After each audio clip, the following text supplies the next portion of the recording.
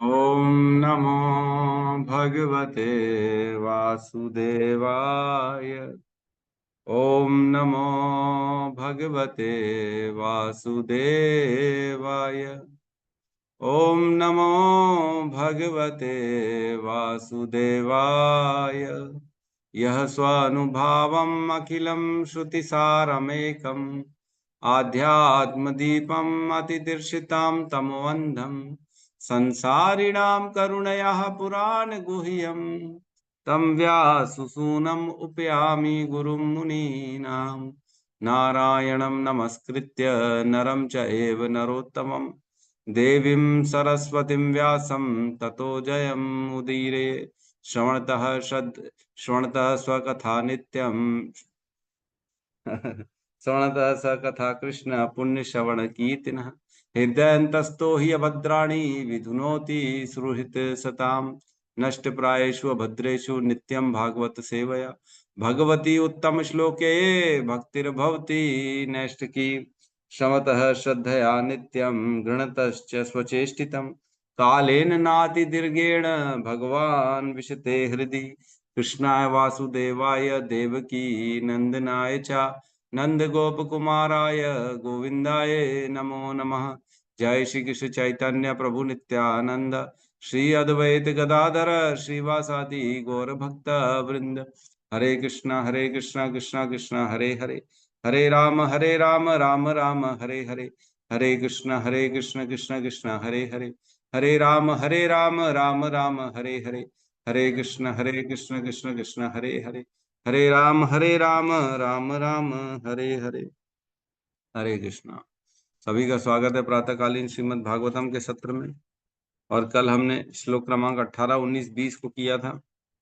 18 में कल हमने पढ़ा, हे राजन, उनके परिहास तथा उनकी मुक्त बातें अत्यंत सुहावनी तथा सौंदर्य से अलंकृत होती थी। हे पार्थ, हे सखा, हे कुरुनंदन कहकर उनका पुकारना तथा उनकी समस्त सहृदयता की अब मुझे याद आ रही है और मैं अभिभूत हूँ। मिस कर रहे हैं आप। और कह रहे हैं 19 में, सामान्यतः हम दोनों साथ साथ रहते और सोते, साथ साथ बैठते और घूमने जाते और बहादुरी के कार्यों हेतु आत्म प्रशंसा करते हुए कभी कभी यदि कोई भूल होती तो मैं उन्हें यह कहकर चिढ़ाया करता था, हे मित्र, तुम तो बड़े सत्यवादी हो। उस समय भी उनका महत्व घटने पर भी वे परमात्मा होने के कारण मेरी उटपटांग बातों को सह लेते थे और मुझे उसी प्रकार क्षमा कर देते थे जिस प्रकार एक सच्चा मित्र अपने सच्चे मित्र को या पिता अपने पुत्र को क्षमा कर देता है। फिर 20 नंबर श्लोक में कहते हैं, हे राजन, अब मैं अपने मित्र तथा सर्वाधिक प्रिय शुभ चिंतक पूर्ण पुरुषोत्तम भगवान से विरक्त हो गया हूँ। अतः मेरे हृदय हर प्रकार से शून्य सा प्रतीत हो रहा है। उनकी अनुपस्थिति में जब मैं भगवान श्री कृष्ण की समस्त पत्नियों की रखवाली कर रहा था तब अनेक असभ्य दुष्ट ग्वालों ने मुझे हरा दिया। ठीक है, तो अब हम श्लोक क्रमांक 21 में प्रवेश करेंगे। कोशिश करेंगे आज भी 3 श्लोक हो जाएं, 20, 21, 22, 23, 24। Let's see.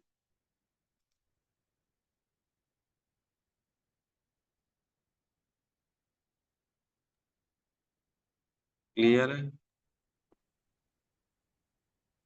यस प्रभु जी। जी प्रभु जी। श्लोक क्रमांक 21, अध्याय 15, स्कंद 1, पांडवों की सामयिक निवृत्ति। तद्दैव धनुस्त ईश्व सरथो हयास्ते तद्वेद सरथो हयास्ते सोऽहं रथी नृप तयो आन्मनन्ति। सोऽहं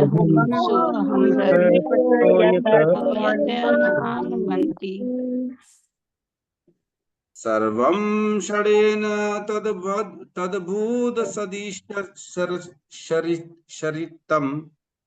सर्वं तद्भूत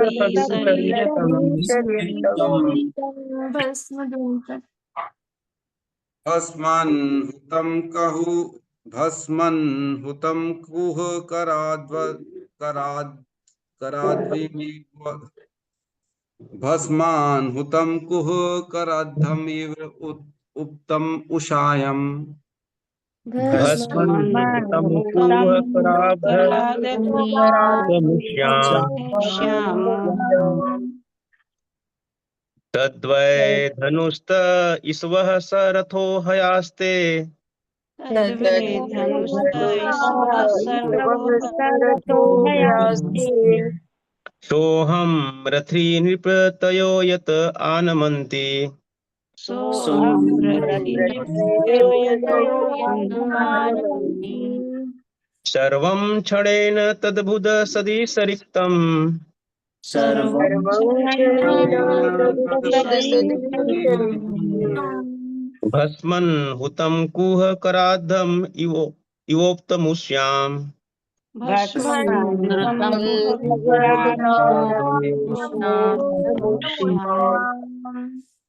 तद्वै धनुस्त इषवः सरथो हयास्ते तद्वै विश्वः रथो हयास्ते सोऽहं रथी नृप्त यतो यत् आनमन्ति सोऽहं रथी नृपतो यत् आनमन्ति सर्वं क्षणेन तद्भूत् सदैशरिक्तम् सर्वं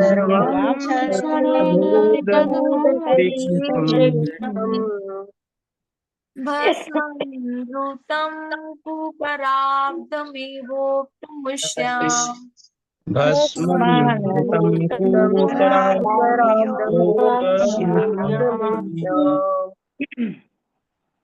तद्वै धनुस्ता उपवसरतो हयास्ते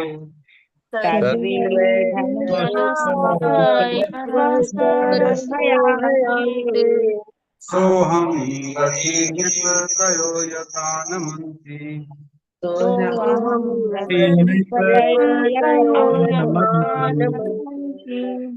सर्वं क्षणेन तद्भूत तदैशरिक्तम्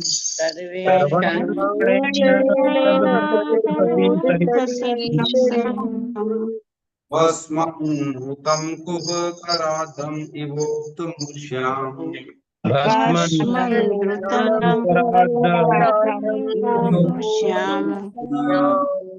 अनुवाद। मेरे पास यही गांधी धनुष है। क्या हो रहा है?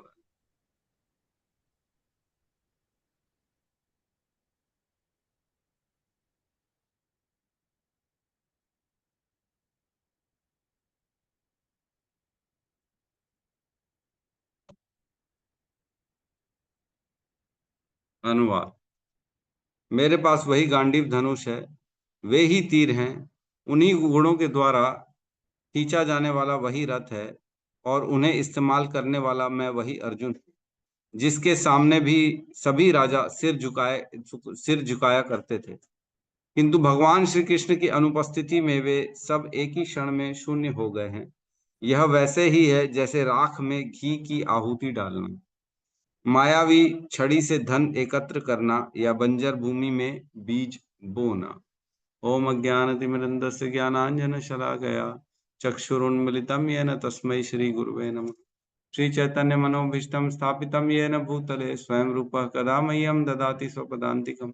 वन्देऽहं श्रीगुरु श्रीयुतपदकमलं श्रीगुरून् वैष्णवांश्च श्रीरूपं सागरजातं सहगण रघुनाथान्वितं तं सजीवं साद्वैतं सावधूतं परिजन सहितं कृष्ण चैतन्य देवं श्री राधा कृष्ण पादान् सहगण ललिता श्री विशाखान्वितांश्च। हे कृष्ण करुणा सिंधु दीनबंधु जगतपते गोपेश गोपिका कांता राधा कांत नमस्तुते।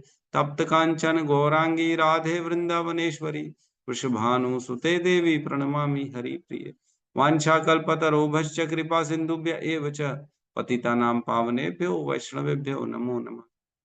नमो विष्णुपादाय कृष्णपृष्ठाय भूतले श्रीमते भक्तिवेदांत स्वामी इति नामिने। नमस्ते सरस्वती देवे गौरवाणी प्रचारिणे निर्विशेष शून्यवादी पाश्चात्य देशतारिणे। जय श्री कृष्ण चैतन्य प्रभु नित्यानंद श्री अद्वैत गदाधर श्रीवासादि गौर भक्त वृंद। हरे कृष्ण कृष्ण कृष्ण हरे हरे, हरे राम राम राम। तो यहाँ कह रहे हैं तद्वय, तद्वय वही हूं मैं तद्वय वही, वही सारी चीजें हैं, तद्वय है ना, वही है, निश्चित तौर से वही है, उसमें कोई फर्क नहीं। किसमें? तद्वय धनुस्तम, धनु, जो धनु मतलब धनुष वही है मेरे पास, जो गांडीव में पहले धारण करता था वही गांडीव। तो हमको ये रिलेशन समझना पड़ेगा। पिछले श्लोक में बताया गया था कि मैं भीलों द्वारा हार गया था, है ना, तो उसी के रिलेशन में, कंटेक्स्ट में बता रहे हैं यहाँ पे अर्जुन कि भाई मैं हार जरूर गया लेकिन मेरा धनुष तो वही था। ऐसा नहीं कि मैं बदल गया था, कोई दूसरा नया धनुष लेके गया था, मैं प्रैक्टिस नहीं किया था इसलिए मैं हार गया। वही सेम वही धनुष था। और क्या? ते ईशवः, और वही तीर थे, तीरों में भी कोई फर्क नहीं था। तो कहते हैं जो अर्जुन का तरकश था ना, जहां पे वो तीर रखते थे, वो तरकश जो था उसको, ऐसा तरकश मिला था अर्जुन को जिसमें कभी बाण खत्म नहीं होंगे, हमेशा रिफिल, ऑटो रिफिल वाला प्रोग्राम था उसमें, ऑटोमेटिकली रिफिल हो जाते थे उसमें, खत्म होने आए नहीं तो पहले ही भर गए पूरे के पूरे। तो ऑटो रिफिल थे। तो वही तीर हैं जो पहले हमने यूज किए थे महाभारत के टाइम पे, सबको मारा था उन्हीं तीरों से। मैंने ये युद्ध भी किया जो भीलों के द्वारा, जो मुझे हरा दिए। और क्या कह रहे हैं? सरथो, और रथ भी वही है, कोई चेंज नहीं है। कोई कह सकता है कि रथ बदल गया होगा, आप भी कह सकते हो रथ तो बदल गया था प्रभु, रथ तो जल गया था वो वाला, तो वो रथ कैसे आ जाए? रथ हम जानते हैं महाभारत में जैसे ही 18 दिन की युद्ध खत्म हुआ तो अर्जुन को पहले उतारा कृष्ण ने, फिर उतरे और रथ को देखा कि सबने भस्म हो गया रथ, तो रथ तो बदल गया। रथ एक्चुअल में बदला ऐसा कि घोड़े वही थे, है ना, घोड़ों में कोई फर्क नहीं था। घोड़े तो घोड़े थोड़ी मरे थे, घोड़े इनके एकदम जबरदस्त घोड़े थे। और ऊपर से चेचिस ऊपर से बदल दिया होगा रथ, क्योंकि वो पुराना जल गया तो नया रथ उसी उसी रथ की गाड़ी के ऊपर रख दिया होगा उन्होंने, ऐसा कुछ होगा। तो वही रथ है बेसिकली, क्योंकि रथ इनको मेरे ख्याल से अग्निदेव ने रथ दिया था शायद अर्जुन को, ऐसा कुछ था, किसी देवता ने उनको रथ दिया था। तो ऑब्वियसली एक जल गया होगा तो दूसरा ऑटोमेटिकली उनके पास वही रथ आ गया होगा, दिव्य रथ रथ था उनका। और क्या कह रहे हैं? हयास थे, और घोड़े भी वही हैं, घोड़ों में तो कोई अंतर नहीं है, कम से कम घोड़े तो वही हैं। तो वही धनुष है, वही तीर है, वही रथ है, और वही घोड़े हैं। सो अहम, और वही मैं भी वही हूं, है ना। तदैव धनुस्तः ईश्वः सह रथो हयास्ते, सो अहम, मैं भी वही हूँ, मेरे में भी कोई अंतर नहीं। ऐसा नहीं कि मेरे को कोई बीमारी हो गई, अब मैं वो बलशाली नहीं रहा है, मेरे को पैरालिसिस का अटैक आ गया या कुछ और हो गया, कोई फर्क नहीं है अर्जुन में। वही गांडीवधारी अर्जुन जो रथ, जो महाभारत युद्ध को लड़े थे, वही same Arjun as it is है, उनमें और इनमें कोई फर्क नहीं है। आज भी मैं वही हूँ, उतना ही सामर्थ हूँ, बेसिकली कहने का मतलब है मैं आज भी उतना ही सामर्थवान हूँ। और क्या कह रहे हैं? रथी नृपतयो यत आनमंती, और अन्य राजा जो थे वह आकर मुझे प्रणाम करते थे। मैं इतना इतना मेरा वैभव था, इतना मेरा ऐश्वर्य था कि जहां मैं जाता था वो मुझे, सारे लोग मुझे प्रणाम करते थे, है ना। हम जानते हैं जब सोने की जरूरत थी तात्सु यज्ञ के लिए, तब अर्जुन गए थे पूरी पृथ्वी में भ्रमण करने, और अनेक अनेक राजाओं से सोना इकट्ठा करके लाए थे, है कि नहीं। और सोना जब लेके आए थे तब सभी राजा ने उनको तुरंत तत्क्षण प्रणाम किया था और उनको स्वीकार किया था। कहते हैं अर्जुन के गांडीव में इतनी शक्ति थी कि वो केवल तरकश हिलाता था ना, केवल उसकी धागा, उसका धागा तो नहीं कहेंगे, रस्सी कहेंगे या धागा जो कहना है, जिसमें बाण को फिक्स करते थे, उसको हिलाता था तो उसकी आवाज से गर्जना हो जाती थी, गर्जन होती थी, जैसे आकाश में जो है बादल टकराते वैसी गर्जना होती थी, केवल गांडीव के तरकश से। इतनी शक्ति थी अर्जुन के धनुष में, कहते हैं भाई। हम तो समझ नहीं सकते क्योंकि हमने इस टाइप का कभी देखा नहीं, इतना भारी भरकम धनुष। जब वो विराट युद्ध हो रहा था तब उत्तर के साथ वो ब्रीहिमलला के नाम से, प्रत्यंचा, यस प्रत्यंचा भी कहते हैं उसको, तो ब्रीहिमलला के नाम से जब वो उनके साथ साथी बन के गए थे, तब जो उत्तर था, उत्तर तो क्या कहते हैं, डर के मारे वापस भाग रहा था, लेकिन फिर अर्जुन ने बोला नहीं तुम मेरा सारथी बनो, मैं युद्ध करूंगा। तब कहते हैं ऐसा युद्ध किया उन्होंने कि उत्तर जो था उनका सारथी बन के जब बैठा था, उनकी बाण चलते थे ना तो ये घबरा जाता था, इतनी आवाज होती थी, इतनी टेरर, एकदम जैसे हम देखते हैं ना आज हिंदुस्तान पाकिस्तान में युद्ध होता है तो ऐसा बम बार्टिंग होती है, जोर जोर से आवाज आती है, धड़ाम धूम धाम। तो इस तरह से उनके रथ में पीछे से आवाज हो रही है और ये बैठ के बेचारे रथ चला रहे तो डरेगे, टेरर, बेचारे घबरा जाते थे उत्तर। तो ऐसा उनके बाणों में शक्ति थी, इतनी अर्जुन के अंदर शक्ति थी। तो कह रहे हैं मैं जहां जाता था राजा सारे के सारे मेरे राजा जो है ना मेरे शरणागति हो जाते थे, मुझे प्रणाम करते थे। मैं वही हूँ, मैं वही अर्जुन हूँ, मेरे में कोई भेद नहीं। और कह रहे हैं सर्वम क्षणेन, सब कुछ एक क्षण में, है ना, ये सब कुछ मैं वही हूँ, मेरा धनुष भी वही है, मेरे रथ भी वही है, मेरे घोड़े भी वही हैं, उतना ही सामर्थ्यशाली हूं मैं, लेकिन अब सब कुछ एक क्षण में तद्भूत सर्वम क्षणेन तद्भूत सदीर शक्ति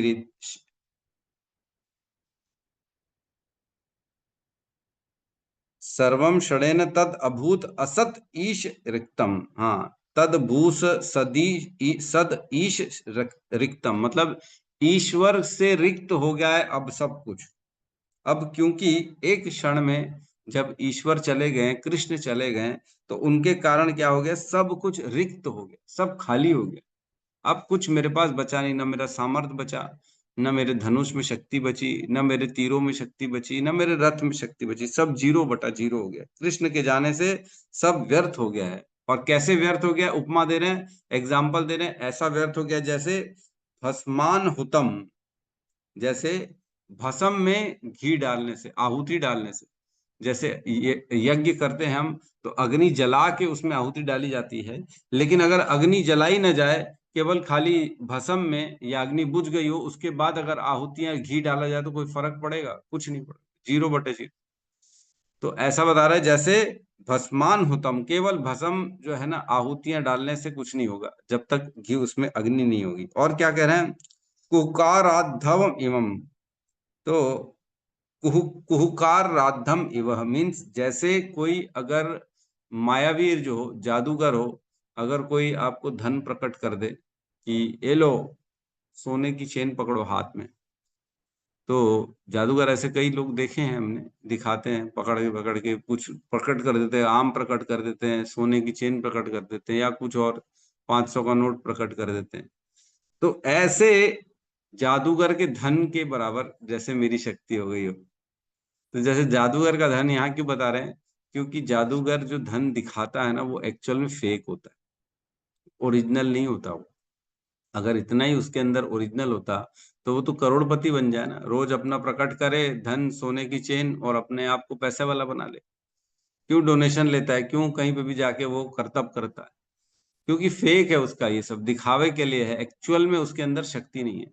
जादूगर जो भी, जैसे हम दिखाते, कई बार देखते हैं जादूगर दिखाता है, ओ काट डाला उसको, बीच से काट डाला, है ना, लड़की रही उसको 2 हिस्सों में काट डाला, आधा इधर आधा उधर, फिर जोड़ दिया। तो ये दिखाने के लिए केवल इल्यूजन मात्र है, लेकिन सच्चाई उसमें कुछ भी नहीं होती। जादूगर के कर्तव्य में कोई सच्चाई नहीं होती है, ये सब जानते हैं। ये उनकी कला है जो ऐसे भ्रम में डाल देते हैं, लोगों को लगता है अरे वाह क्या, कैसे दिखा रहा है। तो यही कह रहे हैं, जैसे जादूगर धन दिखा देता है, वैसे ही मेरी शक्तियां भी फर्जी, फेक, टोटल शून्य, मतलब दिखाया मैंने लेकिन मेरी नहीं है, वो एक्चुअल में नहीं है। और तीसरी उपमा क्या दे रहे हैं, हैं? उपतम उष, उष्याम, उपतम उष्याम मीन्स जैसे एक बीज बंजर जमीन में बोया हो। जिस प्रकार अगर बंजर जमीन में बीज को बोएंगे तो क्या बीज फलीभूत होगा, नहीं होगा, उसमें तो कुछ भी नहीं निकलेगा। कुछ काल से जैसे सूर्य की रोशनी पड़ेगी सब 0/0 हो जाएगा, वो जो बीज रहेगा वो भी बेचारा सूख जाएगा, उसके अंदर की जो शक्ति है वो खत्म हो जाएगी। तो यहाँ कह रहे हैं उसी प्रकार जैसे कृष्ण चले गए तो मेरे अंदर था वही सब कुछ, लेकिन अब कुछ भी नहीं बचा, था लेकिन अब मेरा नहीं है। क्यों, क्योंकि कृष्ण चले गए। जैसे आहुतियां डाल रहे हैं अग्नि में, अग्नि नहीं भस्म में केवल, और मायावीर जैसे जादूगर का प्रॉपर्टी या कर्तव्य हो गए, या बंजर जमीन में बोया हुआ बीज इतनी शक्तिहीन हो जाता है। वही बीज को अगर हम उपजाऊ भूमि में डालेंगे तो कितना बड़ा पेड़ उग के आ जाएगा, अनेक अनेक फल उग के आ जाएंगे उसमें से। लेकिन वही बीज अगर बंजर भूमि में डालेंगे तो कुछ भी नहीं निकलेगा, कितनी बड़ी हानि है। वैसे ही कह रहे भगवान को, युधिष्ठिर को अपना अर्जुन कह रहे हैं कि जैसे मेरे बीजों में इतनी शक्ति, मेरे तीरों में इतनी शक्ति थी कि बोए उपजाऊ जमीन में अगर बीज डाले तो महान पेड़ निकल के आता है, वैसे ही मेरे पास शक्ति थी, लेकिन अब वही मेरे तीरों की शक्ति शून्य हो गई है, जैसे बंजर जमीन में मैंने बो दिया, है ना। तो कहते हैं जो भील आए थे वो कोई ऐसा बहुत महान योद्धा नहीं थे, वो लठ वठ लेके आए होंगे, या बहुत ही ऐसे थे, बहुत साधारण तरीके से आए थे बहुत सारे भील, और उन्होंने अर्जुन को हरा दिया था। अर्जुन में क्षमता ही नहीं थी कि उनको वो जीत सके। एक्चुअल में क्या होता है, जब निरुत्साही हो जाता है ना व्यक्ति, डिप्रेशन में चला जाता है, तब उसके सोचने समझने की शक्ति सारी खत्म हो जाती है। अर्जुन के बाण ऐसे नहीं थे केवल जो धनुष से चलते थे, अर्जुन के बाण ऐसे भी थे जो मंत्रों से चलते थे, मंत्रों से चलाता था वो, अग्निदेव, सूर्यदेव, वायु को सबको प्रकट करके।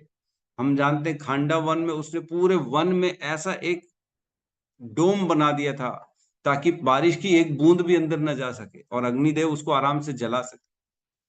हम जानते हैं जब द्वारका में एक पंडित, एक ब्राह्मण के 9 पुत्र जो है विष्णु भगवान ने ले लिए, चुरा लिए, तब 10वें पुत्र के समय अर्जुन वहां खड़े थे, और जैसे ही वो पुत्र धरती पे आया और वो गायब हो गया, तब कहते हैं अर्जुन ने पूरे 14 लोकों को छान मारा, कहीं पे उसका पुत्र मिला नहीं। इवन यमराज के पास तक गए कि इनका पुत्र वापस दो, इतनी शक्ति थी अर्जुन। 14 लोकों में इमीडिएट ढूंढना, हम तो पृथ्वी में नहीं ढूंढते, हम तो बोले बोले खाली इंडिया में एक बच्चा गुम गया ढूंढ के दे दो, तो वो नहीं कर सकते। इंडिया में क्या अपने शहर में नहीं ढूंढ सकते? एक बच्चा अगर गुम जाए तो ढूंढ सकते हैं। अरे बोले प्रभु जी महीने भर का टाइम दो, 1 महीना लगेगा बच्चा ढूंढने में, वो भी तब जब 50-100 लोग होंगे उसको ढूंढने वाले, तब जाके 1 महीना लगेगा। यहाँ तो अकेले अर्जुन ने एक ही दिन में 14 लोगों को छान मारा कि कहाँ है उसका बच्चा। यमराज के पास तक चले गए, नरक लोकों में चले गए, कहाँ है बच्चा उसका, कहीं नहीं मिला। तब निराश होके फाइनली वो अग्नि में प्रवेश करने वाले थे, तब कृष्ण आए, बोले नहीं नहीं चलो हम ढूंढते हैं, अच्छे से मिल जाएगा। तो अर्जुन में इतनी शक्ति थी, बेसिकली अर्जुन की शक्ति का वर्णन कर रहे हैं हम, इतनी शक्ति थी, लेकिन वो शक्ति कहाँ चली गई? शून्य हो गई। कृष्ण के बल की शक्ति थी। एक्चुअल में क्या होता है, हमको ये समझना चाहिए कि हमारे अंदर जो भी शक्ति है ना, वो एक्चुअल में हमारी नहीं, उधार की शक्ति है, रेंटल शक्ति है, लीज पे मिली हुई शक्ति है। अगर कोई अच्छा बोल पा रहा है, अच्छा बजा पा रहा है, अच्छा कीर्तन कर पा रहा है, या अन्य अन्य कोई जिसकी बुद्धि अच्छी चल रही हो, या अन्य कोई और किसी ने बड़ी बड़ी डिग्री हासिल कर ली हो, या बड़ा शक्तिशाली है वो, उसके बल बहुत है, या स्मार्ट है बहुत ज्यादा, ओज तेज, ये सब कुछ है किसी के अंदर, तो वो क्यों है? वो कृष्ण के कारण। मोहम्मद अली बॉक्सर थे जिसने जीवन में कभी हारे नहीं, सबको नॉकआउट करते थे, एक पंच में नॉकआउट। और बाद में वही मोहम्मद अली, उनका जब बीमारी हो गई, हाथ तक नहीं उठा पाते थे, वही हाथ जिससे लोगों को मार देते थे, एक पंच में गिर जाता था, धराशायी हो जाता था व्यक्ति, वही हाथ से अब एक कप नहीं उठ पा रहा है चाय का, ये स्थिति हो जाती है। तो हमारी शक्ति बेसिकली किसकी है? हमारी नहीं, वो कृष्ण की उधार ली हुई शक्ति है ना। बीजम माम सर्वभूतानाम वृद्धि पार्थ सनातनम बुद्धि बुद्धि मताम अस्मि तेज तेजस्वी नाम हम। सभी का तेज मैं हूं, सभी की बुद्धि भगवान कहते हैं मैं हूं। तो किराए की शक्ति, किराए का अगर कोई गुण, किराए का अगर कोई टैलेंट है हमारे पास, तो उस पर अहंकार करना चाहिए क्या? लेकिन लोग अहंकार करते हैं। लोगों को क्या लगता है, अरे ये तो मेरा है, अरे मैंने किया है, मेरी शक्ति है, मैंने पढ़ा है, मैंने ये डिग्री हासिल करी है, मैंने ये पदवी हासिल करी है, देखा मेरे से लोग कितना डरते हैं, मेरे प्रभाव से मेरा कितना प्रभाव है, लोग प्रभावित हो जाते। अरे तुम्हारा कहाँ से हो गया? है ना। काल कर्म गुणाधीनो देहो अयम पंच भौतिकम, है ना। ये देह जो है ना, पंच भौतिक तत्वों के कारण काल कर्म गुण के अधीन है। कथम अन्यस्तु गोपाये का सर्पग्रस्तो यथा परम। ये तो हमेशा सर्प के मुख में पड़ा हुआ है तुम्हारा देह, कभी भी मृत्यु उसको पकड़ लेगी, सर्प ने ऑलरेडी जकड़ा हुआ है, कैसे दूसरों की रक्षा करोगे? कहते कथम अन्यस्तु गोपायत, कैसे दूसरों की रक्षा करेंगे? अरे दूसरों की रक्षा क्या, हम अपनी रक्षा नहीं कर सकते? तो दूसरों के सामने टैलेंट क्या दिखाएंगे हम अपना? कभी भी अपने को अहंकार नहीं करना चाहिए। तुलसीदास जी कहते हैं इसमें, बड़ा अच्छा कल मेरे को मिला तुलसीदास जी का। तुलसी नर का क्या बड़ा, समय बड़ा बलवान, भीरन लूटी गोपियां, वही अर्जुन वही बाण। है ना? तुलसी नर का क्या बड़ा, लोगों का, हमारा क्या बड़ा, हमारे पास कुछ बड़ा नहीं, हम सिर्फ दास हैं, दास दास दास ही हैं और कुछ नहीं। तुलसी नर का क्या बड़ा, समय बड़ा बलवान। समय का बस ये फेर है, कभी हम ऊपर कभी कोई नहीं ऊपर, कभी हम नीचे कभी कोई और नीचे। ये समय है और कुछ नहीं, हमारा कुछ भी नहीं इस संसार में। है ना? और क्या है, भीले ने लूटी गोपियां, भीलों ने अर्जुन से गोपियों को लूट लिया, वही अर्जुन वही बाण। वही अर्जुन थे वही बाण था, लेकिन कुछ भी कर ना सके। ठीक है, तो हमें शौर्य शक्ति का कभी भी अहंकार नहीं करना चाहिए। तो इसमें बताया एग्जाम्पल एक इम्पोर्टेंट बड़ा, उसमें लिखा है तात्पर्य में, जब तक माता पिता संतान को खेलने देते हैं तब तक सब कुछ ठीक ठाक रहता है, लेकिन जो ही माता पिता अपनी अनुमति वापस ले लेते हैं, बालक को खेलना बंद करना पड़ता है। बहुत अच्छा उपमा दे रहे हैं प्रभुपाद। कहते हैं जिस प्रकार माता पिता परमिशन दे देते, बच्चा खेलता रहता है, तब तक खेलता है जब तक माता पिता की परमिशन रहती है, और जैसे ही परमिशन विड्रॉ करते, माता पिता बोलते हैं नहीं चलो अब अंदर आओ, तो बच्चे को अंदर आना पड़ता है। तो वैसे ही हम सब के साथ भी है, इस संसार में है कि हम सब खेल खेल रहे हैं। है ना? कभी कोई खेल रहा है, कभी साइंटिस्ट लोग बम फोड़ रहे हैं, कभी कोई देश दूसरे देश से विद्रोह कर रहा है, दुश्मनी कर रहा है, कभी कोई देश किसी का दोस्त हो जा रहा है। ये खेल चल रहा है, और ये खेल कब तक चलेगा? जब तक कृष्ण चाहेंगे। ये कृष्ण की परमिशन से हो रहा है। जिस दिन कृष्ण अपनी परमिशन विड्रॉ करेंगे, कोई कुछ भी नहीं कर पाएगा, कोई कुछ भी नहीं कर पाएगा। है ना? वो क्या कर रहे हैं, एक बार अगर कोई ऐसा प्राकृतिक आपदा आ जाएगी, है ना, कोई ऐसी ऐसी स्थिति आ जाएगी, हम क्या कर सकते हैं? कोई देश दूसरे देश की ना हेल्प कर सकता है, ना उनके ऊपर लड़ाई कर सकता है। ऐसी बारिश आ जाएगी, ऐसा जमीन फट जाएगी, ऐसा कुछ जब कोविड की तरह आ जाएगा, तो हम क्या कर लेंगे? कुछ नहीं कर सकते। कृष्ण बस जब तक परमिट कर रहे हैं तब तक चल रहा है, और कुछ नहीं। ठीक है, तो हम अगले श्लोक में प्रवेश करते हैं यहाँ पे।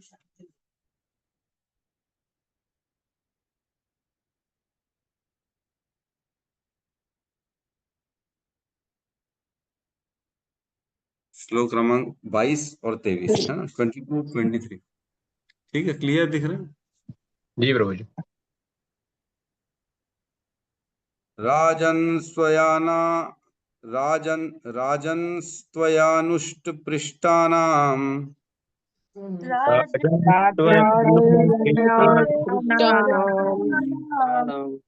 सुहृदाम न सुहृदपुरे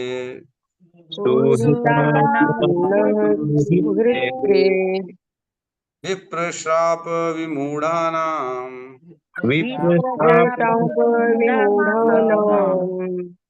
निघ्नताम मुष्टिभिर्मिथः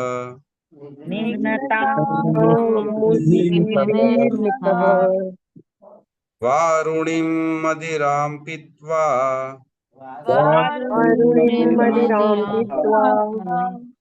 मदोन्मथित चेतसाम्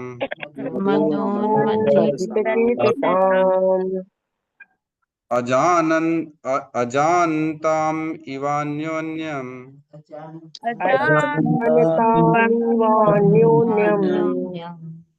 चतुः पंचावशेषिता।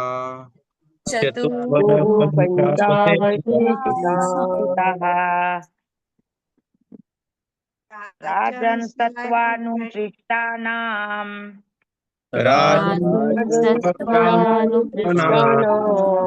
सुहृदां न सुहृत्पुरे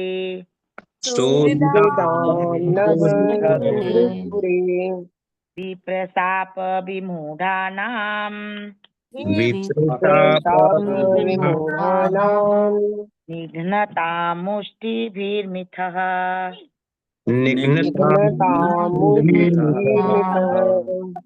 वारुणी मदिरां पीत्वा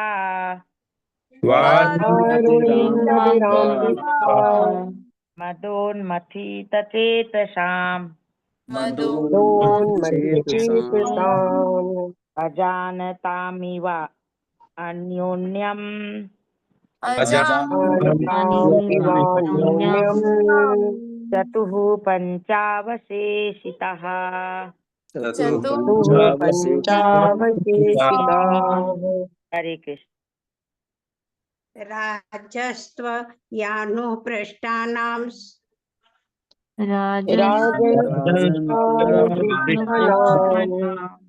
सुहृदं न सुहृत्पुरे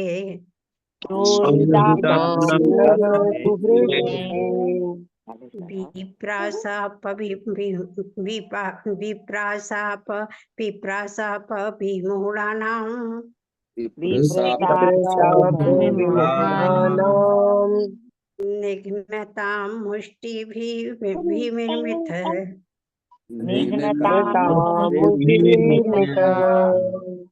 वारुणीमदिरां पीत्वा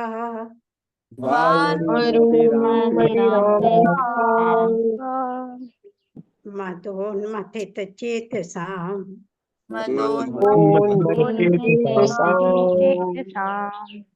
अजानतामिवान्योन्याम्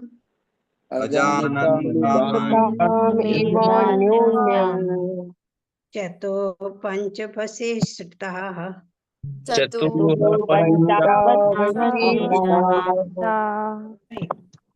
अनुवाद। हे राजन, चूंकि आपने द्वारका नगरी के हमारे मित्रों तथा संबंधियों के विषय में पूछा है, अतः मैं आपको सूचित कर रहा हूं कि वे सब ब्राह्मणों द्वारा शापित होकर सड़े हुए चावलों से बनी शराब पीकर उन्मुक्त हो उठे और एक दूसरे को न पहचानने के कारण लाठियां लेकर परस्पर लड़ने लगे।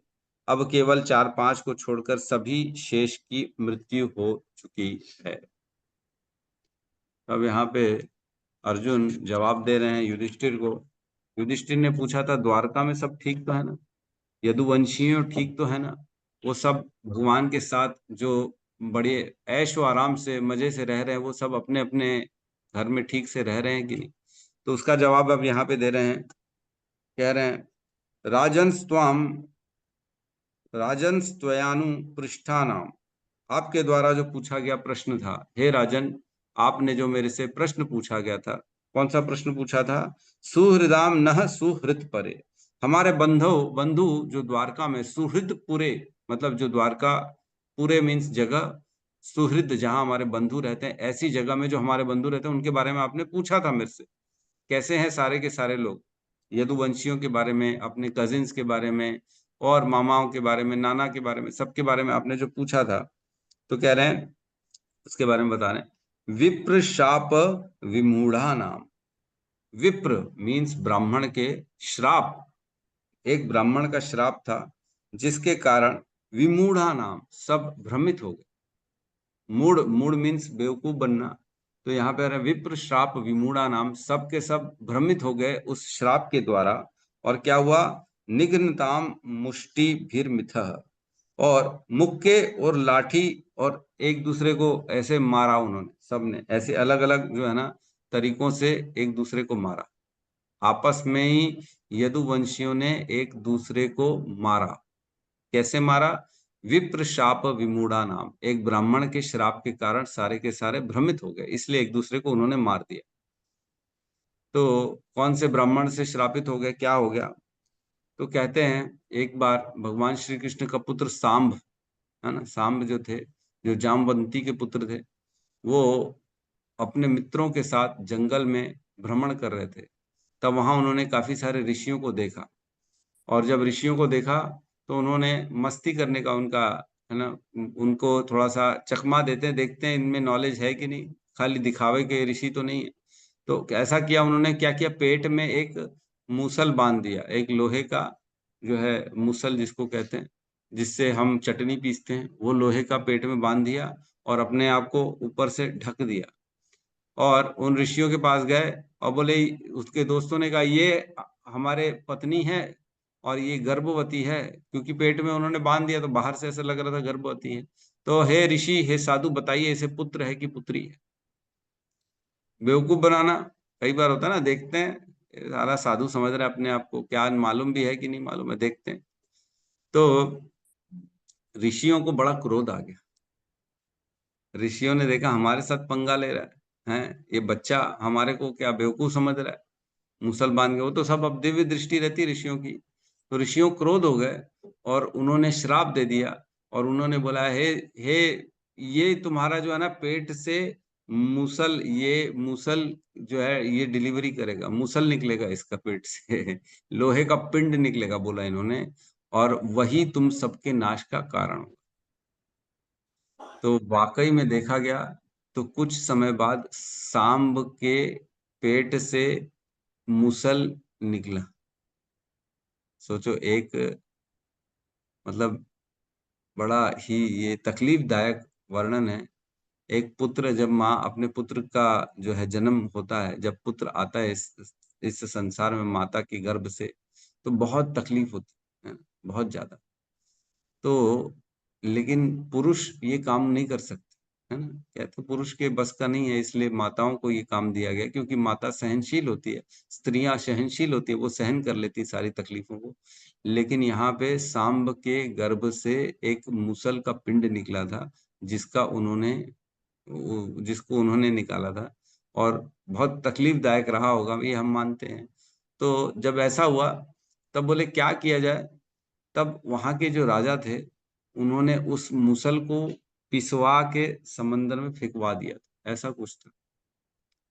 तो वो लोहे का था, इसलिए उसको मतलब पिसवा, जैसा भी पिसवा के फेंक दिया होगा समंदर में, बोले क्या करेंगे। और वही कहते हैं जो लोहे का पिंड था जिसको पिसवा के समंदर में डाल दिया, वही आगे चल के जो वहां पे छोटे छोटे वृक्ष होते ना, उनमें अंदर गया और वो वृक्ष को कठोर बना दिए। वृक्ष या पौधे ऐसा मान के चलो, कौन से पौधे थे मैं भूल रहा हूँ। तो ऐसे पौधों को कठोर बना दिए, और बाद में जब यदुवंशियों की लड़ाई हुई तब वही पौधों से एक दूसरे को मारा, तो वो इतने सख्त थे, इतने कठोर थे, इतने शार्प थे कि एक दूसरे का पूरा सबका वध होने लगा, मरते गए। इस टाइप का ऐसे कहते हैं। बाकी इन डिटेल में हमने चर्चा नहीं करी है, हमने भी इतना ज्यादा पढ़ा नहीं। यहाँ कह रहे हैं इस प्रकार मारा। फिर अगले श्लोक में बताया, वारुणिम मदिराम पित्वा। वारुणिम मदिराम पित्वा मीन्स खराब सड़े हुए चावलों की शराब पी उन्होंने। वारुणिम मदिराम पित्वा। 5000 साल पहले भी मदिरा थी, है ना, मदिराम पित्वा। लोग क्या कहते हैं, जो सूर्य, जो स्वर्ग लोक में सोम रस है, बोलते वो मदिरा है। बोलते ना आजकल लोग, किसी को भी बोलो ना कि मदिरा पी रहा है, अरे बोले मदिरा कहाँ है, ये तो सोम रस है, ये तो इंद्र भी पीते हैं, हम भी पी रहे हैं। 5000 साल पहले बोलते मदिरा का नाम सोमरस ही तो था। अरे सोमरस था तो यहाँ पे मदिरा क्यों लिखा है? 5000 साल पहले अगर मदिरा नहीं थी, केवल सोमरस था, तो यहाँ सोमरस लिखा होता, है ना। क्या लिखा होता, वरिणाम सोमरस पित्वा। सोमरस नहीं लिखा है यहाँ पे, मदिराम पित्वा लिखा है। व्यास देव ने सोमरस और मदिरा को दोनों को अलग अलग बाइफरगेट किया है, कभी भी दोनों को इकट्ठे नहीं किया। जहां मदिरा लिखी है वहां मदिरा लिखी है, जहां सोमरस लिखा है वहां सोमरस लिखा है। लेकिन आजकल के लोग क्लेम करते हैं कि नहीं नहीं एक ही है दोनों।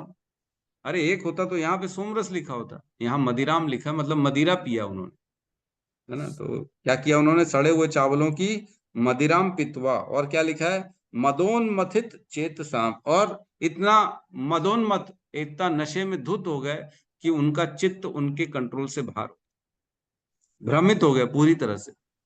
शराब पी के लोग वैसे ही भूल जाते हैं, मैं कौन हूँ, तुम कौन हो, वो कौन है, वो एक कौन है, स्त्री है, पुरुष है, अपना है, पराया है, अच्छा है, बुरा है, सब भूल जाते हैं शराब पी के। बुद्धि भ्रष्ट हो जाती है, लड़ाई करते हैं, मर्डर कर देते हैं, रेप कर देते हैं, सारे गंदे काम शराब पी के कर लेते हैं। क्यों? क्योंकि भूल जाते हैं कि वो कौन है। तो यहाँ पे क्या हुआ है, ऐसी शराब पी के सारे लोग अपने अपने आप को भूल गए। और क्या किया उन्होंने, अजानंताम इवाम अन्यो अन्यम, और अजानंताम, एक दूसरे को पहचान ही नहीं सके, एक दूसरे को नहीं पहचान पाए, कौन मेरा भाई है, कौन मेरा दोस्त है, कौन मेरा पड़ोसी है, नहीं पहचान पाए। यदुवंश एक दूसरे को, किसी को ना पहचान पाए।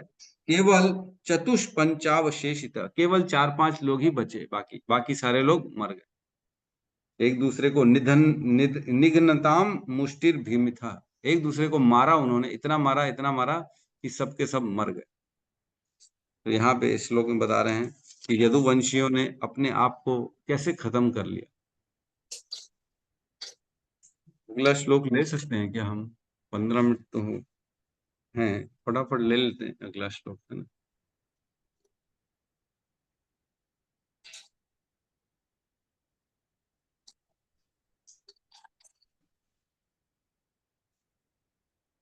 साइड में आ गए प्रभु जी। साइड में है साइड में। प्रभु जी।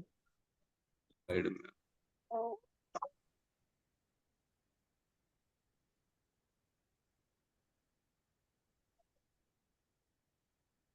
ठीक है। जी प्रभु ठीक।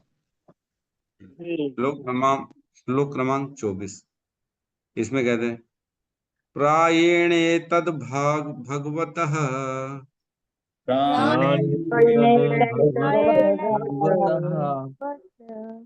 ईश्वरस्य विचेष्टितम्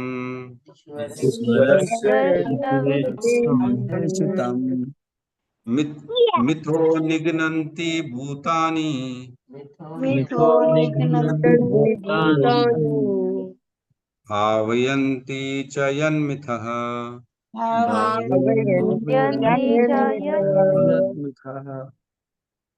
प्रायेण तत् भगवत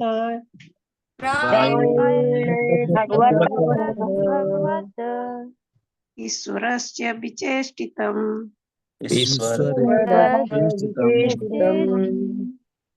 मिथो निघ्नन्ति भूतानि भूतानि भावयन्ति च यन्मिथः।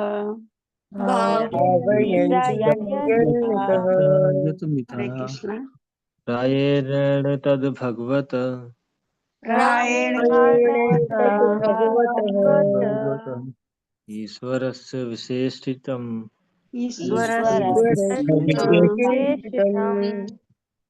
मिथो निगन्ति भूतानि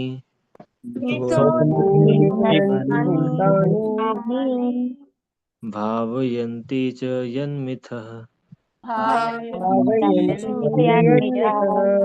हरे कृष्ण। धन्यवाद। वास्तव में यह सब श्री भगवान की इच्छा के फल स्वरूप है कि कभी कभी मनुष्य एक दूसरे को मार डालते हैं और कभी एक दूसरे की रक्षा करते हैं। तब युधिष्ठिर बता रहे हैं कि जो यदुओं ने एक दूसरे को मारा, तो ये क्यों मारा? केवल इसका कारण शराब पीना नहीं था कि शराब पिया, ग्रुप बनाया और एक दूसरे को मार दिया, है ना। तूने मेरे को गाली बकी, तूने मेरे को ऐसा टेढ़ी आंख से देखा, तू मुझे घूर रहा है ना, बताता हूँ, आ इधर आ इधर। जैसे आजकल के गुंडे मवाली करते रोडों में, वैसा नहीं था ये। वैसा एग्जाम्पल नहीं दे रहे हैं, यहाँ पे कह रहे हैं कि ये सब भगवान की इच्छा के फल स्वरूप है कि कभी कभी मनुष्य एक दूसरे को मारते हैं और एक दूसरे की कभी कभी रक्षा करते हैं। प्रायेण एतद भागवतः, प्राय जनरली ये सब जो होता है ना, प्रायण एतद, ये सब जो हो रहा है ये भगवान की इच्छा है। एतद ईश्वरस्य विचेष्टितम, ये सब केवल और केवल ईश्वर की इच्छा से हो रहा है कि लोग एक दूसरे के साथ जुड़ते हैं और विलग हो जाते हैं। और क्या कह रहे हैं? मिथो निघ्नन्ति भूतानि, एक दूसरे को मारते हैं, भावयन्ति च यन्मिथः, या कुछ का पालन करते हैं। क्या कारण है? अगर एक बच्चा पैदा हो रहा है तो माँ और पिता का उसके अंदर, उसको इतना स्नेह क्यों करते, इतना प्रेम क्यों करते माता पिता? दूसरे के बच्चे को तो नहीं करते, अपने बच्चे को क्यों करते हैं? क्या कारण है? क्योंकि भगवान ऐसे भावना प्रकट कर देते हैं कि ये बच्चा तो मेरा है ना। इसके आंख देखो, इसका नाक देखो, इसकी शक्ल देखो, इसके कलर देखो, ये पूरा का पूरा मेरे तरह गया ना, ये मेरा अंग है, मेरा अंश है, इसलिए प्रेम उत्पन्न हो जाता है। कल मैं एक श्लोक में सुन रहा था इसी का एक्सप्लेनेशन। उसमें कहते हैं एग्जाम्पल, अगर माता पिता सपोज करो अमेरिकन है और बच्चा अफ्रीकन पैदा हो जाए, काला एकदम, माता पिता दोनों गोरे गोरे, बच्चा काला काला, तो बच्चे को कैसे प्रेम करेंगे वो? अरे ये हमारा है कि नहीं, ये कैसे हो गया, है कि नहीं? ऐसा कई बार देखा गया है कि बच्चे अगर उटपटांग हो जाते हैं, तो कई बार माता या पिता उनको शक हो जाता है कि कहीं हॉस्पिटल ने चेंज तो नहीं कर दिया, कहीं कोई गड़बड़ तो नहीं हुई। क्लेम करते हैं, फिर टेस्ट कराते हैं, डीएनए टेस्ट कराते हैं, हमारा है कि नहीं, पहले पता करें। प्रेम ही नहीं हो रहा है, प्रेम उत्पन्न ही नहीं हो रहा है, क्योंकि वो भावना ही नहीं आ रही है, हमारा है कि नहीं है। जब अगर माता पिता के समान उसका शक्ल हो जाए, कुछ कान आ जाए, कुछ अंग माता पिता के ऊपर आ जाए, तो अरे रे रे, देखो देखो मेरे जैसा है, एकदम सेम टू सेम मेरे जैसा है, ऐसा भावना आ जाती है और प्रेम हो जाता है। प्रेम हो जाता है ऑटोमेटिकली, माता पिता का बच्चे में प्रेम होता है, उसकी रक्षा करते हैं बच्चे की, गर्भ से रक्षा चालू हो जाती है बच्चे की। क्यों हो रही है? कृष्ण की कृपा, कृष्ण की इच्छा है, इसलिए हो रही है। ममत्व नहीं देंगे भगवान, रक्षा नहीं कराएंगे अगर उनकी इच्छा नहीं होगी। वहीं देखा जाए तो आज देखा जा रहा है, दूसरे के बच्चों को मार रहे हैं, काट रहे हैं, उनको हाथ काट के भीख मंगवा दे रहे हैं, रोड पे स्टेशन पे खड़ा करा दे रहे हैं, अंधे बना दे रहे हैं ऑपरेशन करके। तो प्रेम नहीं है तो अंधा भी कर दे रहे हैं, हाथ भी काट रहे हैं। क्यों? क्योंकि प्रेम ही नहीं है। एक तरफ प्रेम है, एक तरफ प्रेम है ही नहीं। वही बच्चा, उसके माँ बाप उसको प्रेम करेंगे, और वही बच्चा, दूसरे व्यक्ति उसको जो है प्रेम नहीं करेंगे, उल्टा उसको मारेंगे, हाथ पैर काटेंगे, उसके भीख मंगवाएंगे, गंदा भूखा रखेंगे उसको। तो ये सब कैसे हो रहा है? ये भावनाएं कहाँ से आ रही हैं? किसी का हृदय कोमल है, किसी का हृदय सख्त है, ये कैसे हो रहा है? भगवान की इच्छा से हो रहा है। हमने श्लोक आप सबने पढ़ा था, याद होगा, हमने श्लोक पढ़ा था 1.13.41। उसमें कह रहे हैं, माँ कंचन शुचो राजन यद ईश्वरम वशम जगत लोकासपाला यस्येम वहंतीम बलिम ईशतु यह संयुनक्ति भूतानि स एव वियुनक्ति च। लोगों का मिलना और लोगों का बिछड़ना ये केवल और केवल कृष्ण की इच्छा से होता है। कई लोग एक दूसरे के साथ मिलते हैं, कई लोग बिछड़ जाते हैं, एक समय रहने के बाद अलग अलग हो जाते हैं। वही जिनके अंदर प्रेम था वो बाद में अलग हो गए, ये भगवान की इच्छा से होता है। और इसके बीच में, इसके हमने दो एग्जाम्पलों में चर्चा करी थी। एक एग्जाम्पल में बताया गया था, जिस प्रकार भैंस को नथुनों से बांधा जाता है रस्सी से, और एक उसको खूंटों से रस्सी से बांधा जाता है, वो एक ही जगह रहती है, दूसरी जगह जा नहीं पाती है, दूसरी भैंसों के ग्रुप में नहीं जा पाती क्योंकि खूंटा यहाँ पे बंधा हुआ है। वैसे ही भगवान व्यक्ति को कुछ ऐसा ज्ञान दे देते कि दूसरे पास जा ही नहीं पाता है ना। बचपन से उसको ब्राह्मण के घर में पैदा कर लिए, तो फिर वो मुसलमान और क्रिश्चियन के पास जा ही नहीं पाएगा। अरे बोले, वो तो दुश्मन पार्टी है, कहाँ जाओगे उसके यहाँ? नहीं नहीं, वहां जाना ही नहीं, उनके साथ दोस्ती क्या बात, हेलो हाय भी नहीं करना। तो ब्राह्मण का बच्चा कभी नहीं जाता मुसलमान के पास या क्रिश्चियन के पास, क्योंकि वो लोग गाय खाते हैं, हम तो ब्राह्मण हैं। तो वो किस खूंटे की रस्सी से बंधा हुआ है? अपने ब्राह्मण के खूंटे की रस्सी से बंधा हुआ है, और उस ग्रुप के बाहर ही नहीं जाएगा वो।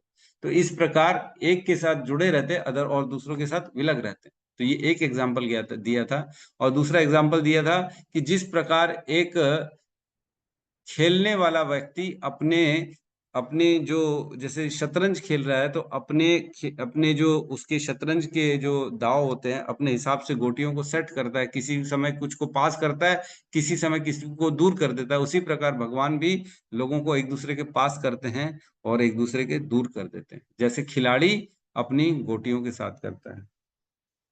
तो इस प्रकार भगवान एक दूसरे को साथ भी लाते हैं और भगवान एक दूसरे को दूर भी कर देते हैं। तो यहाँ पे एक्चुअल में ये कह रहे हैं कि यदुवंशियों ने एक दूसरे को खत्म क्यों किया?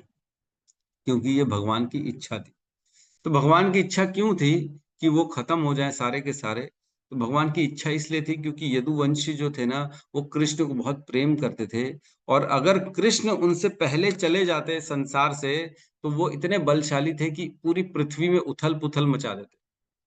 इतने ज्यादा कृष्ण के प्रति आसक्त थे वो, कि कृष्ण के विरह में वो पूरे संसार को नष्ट कर देते थे, नर्क नष्ट कर देते, और किसी में सामर्थ्य नहीं था कि उनका वो जो है प्रतिरोध कर सके।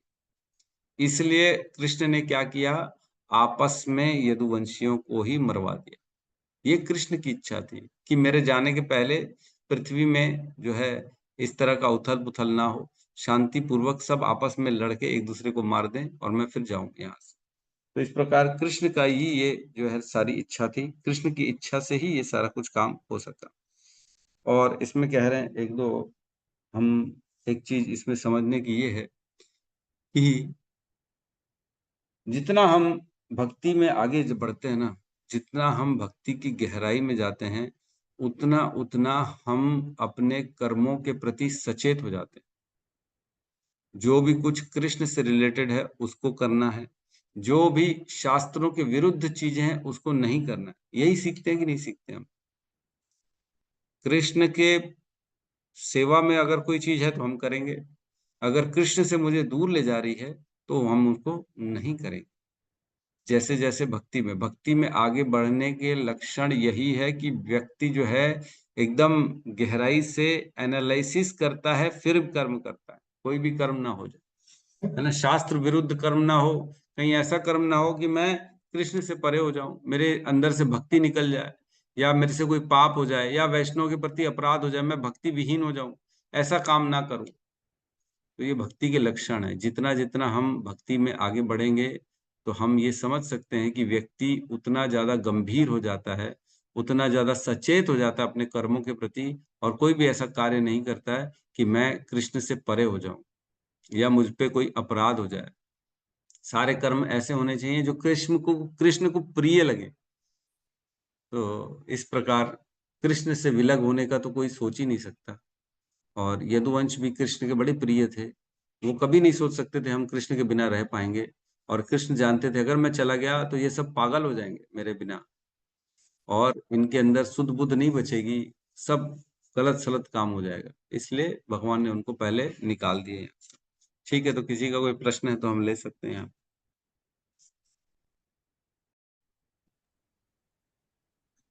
हरे कृष्णा हरे कृष्णा हरे कृष्णा कृष्णा हरे हरे हरे राम हरे राम राम राम हरे हरे। समस्त भक्त वृंद की जय। जय श्रील प्रभुपाद की जय। जय वरदे हरि हरि बोल। हरे हरे बोल। पादाचार्य प्रभु हरे की कृष्ण जय। प्रभु जी। हरे कृष्ण प्रभु जी दंडवत प्रणाम। दंडवत प्रणाम। बहुत बहुत धन्यवाद प्रभु जी। राम। बहुत बहुत धन्यवाद प्रभु जी, कोटि कोटि धन्यवाद।